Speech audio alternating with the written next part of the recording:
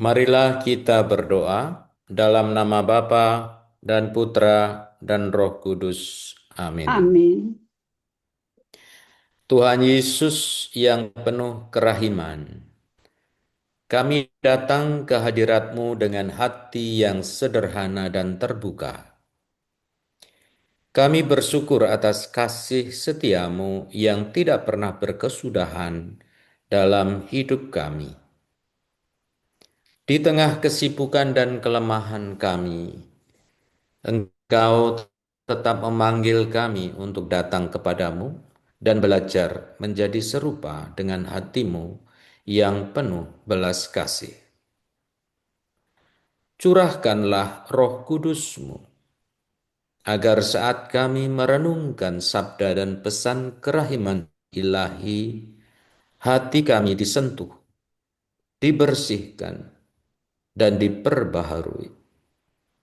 Singkirkan dari kami segala sikap menghakimi, kepahitan dan ketertutupan hati.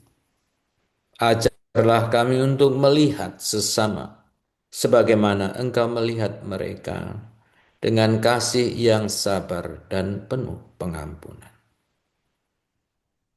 Bersama Bunda Maria dan Santa Faustina Kowalska, kami menyerahkan seluruh renungan ini ke dalam tangan-Mu. Jadikanlah kami bejana-bejana kerahiman-Mu di tengah dunia ini. Terpujilah Engkau, kini dan sepanjang segala masa. Amin. Amin. Dalam nama Bapa dan Putra dan Roh Kudus. Amin. Amin.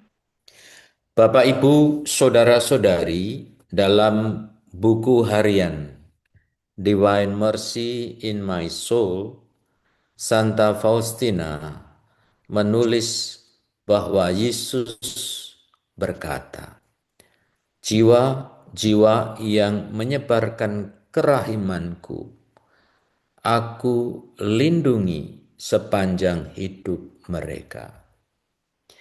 Pesan ini bukan hanya panggilan untuk berbicara tentang kerahiman, tetapi juga menjadi bejana yang membawa kasih dan belas kasih Allah kepada dunia. Seringkali kita ingin mengalami kasih Tuhan, tetapi enggan menjadi saluran kasih itu bagi orang lain. Padahal, kerahiman bukan sekadar perasaan iba. Kerahiman adalah tindakan kasih yang nyata. Gereja mengajarkan bahwa kerahiman Allah mencapai puncaknya dalam pribadi Yesus. Dia yang mengampuni orang berdosa, menyembuhkan yang terluka, dan mencari yang hilang.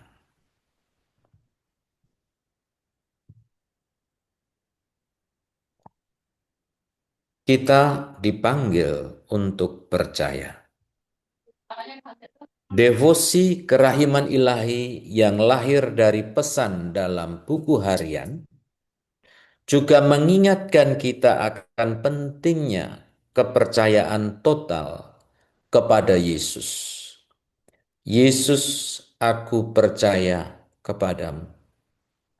Kepercayaan ini bukan sikap pasif, melainkan penyerahan aktif dalam setiap situasi hidup, terutama ketika kita tidak mengerti jalan Tuhan.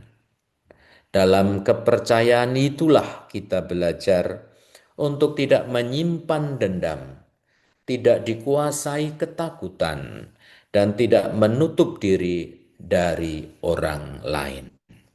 Sebab orang yang percaya pada kerahiman Allah akan dengan sendirinya menjadi sumber kerahiman bagi dunia di sekitarnya.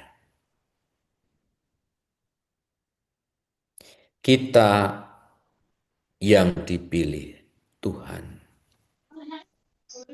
Dalam tradisi Gereja Katolik, karya kerahiman dibagi menjadi dua, jasmani dan rohani. Memberi makan yang lapar, menghibur yang sedih, mengampuni yang bersalah, mendoakan sesama. Semuanya adalah cara sederhana untuk menghadirkan wajah Allah di tengah dunia. Kadang kita merasa terlalu kecil atau terlalu berdosa untuk menjadi alat Tuhan. Namun, justru dalam kelemahan manusia, rahmat Allah bekerja paling indah. Santa Faustina sendiri merasa tidak layak, tetapi Tuhan memilih hatinya yang sederhana untuk menyampaikan pesan kerahiman ilahi kepada dunia. Kita dipanggil untuk menjadi bejana kerahiman. Kerahiman selalu dimulai dari hati yang rela dibentuk. Yesus berkata kepada Santa Faustina bahwa dunia tidak akan menemukan damai sampai berbalik kepada kerahimannya. Dunia kita saat ini penuh luka, kemarahan, dan perpecahan.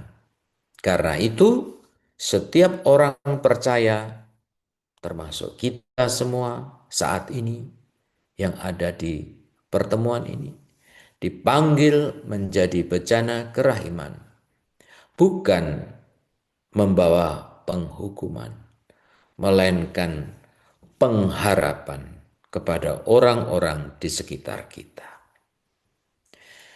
Membiarkan hati dibentuk, maka saudara-saudari, menjadi bejana kerahiman juga berarti belajar, membiarkan diri, membiarkan hati kita dibentuk melalui doa dan kehidupan sakramental. Dalam pengalaman Santa Faustina, doa bukan sekadar rutinitas, melainkan perjumpaan yang mengubah cara pandang terhadap sesama.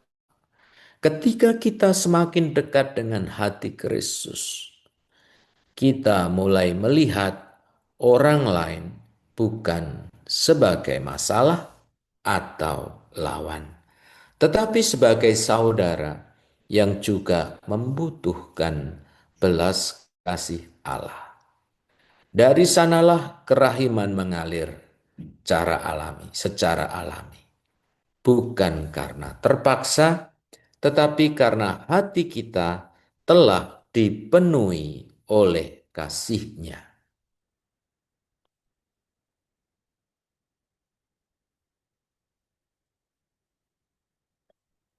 Maka mari kita fokus, apa sih yang dikehendaki Tuhan kepada kita hari ini. Hari ini Tuhan mungkin tidak meminta kita melakukan hal-hal yang besar, karena kita bukan hebat, karena kita bukan orang paling penting di dunia, di negara, di kota kita. Kita adalah orang-orang biasa. Mungkin kemudian pertanyaannya, kalau begitu apa yang bisa kita buat?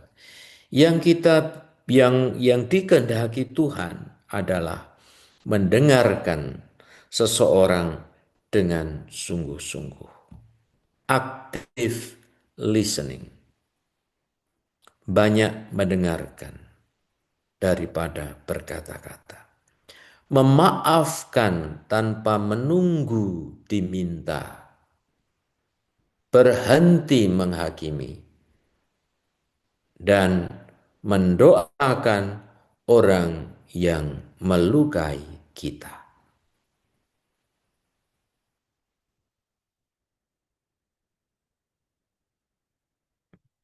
Maka Bapak, Ibu, Saudara-saudari, marilah kita mohon berkat Tuhan supaya kita dimampukan untuk menjadi bejana-bejana kerahiman ilahi. Dalam nama Bapa dan Putra dan Roh Kudus. Amin. Tuhan Yesus, ajarlah aku menjadi bejana kerahiman. Lembutkan hatiku agar mampu mengampuni. Bukakan mataku untuk melihat penderitaan sesama. Dan mampukan aku menjadi pembawa damai dan kasih-Mu. Semoga melalui hidupku, orang lain merasakan sentuhan kerahiman ilahi, kini dan sepanjang segala masa. Amin. Tuhan bersamamu. Dan bersama rohmu. Semoga saudara-saudariku senantiasa dilindungi dan diberkati oleh Allah yang Maha Rahim dalam nama Bapa dan Putra dan Roh Kudus. Amin.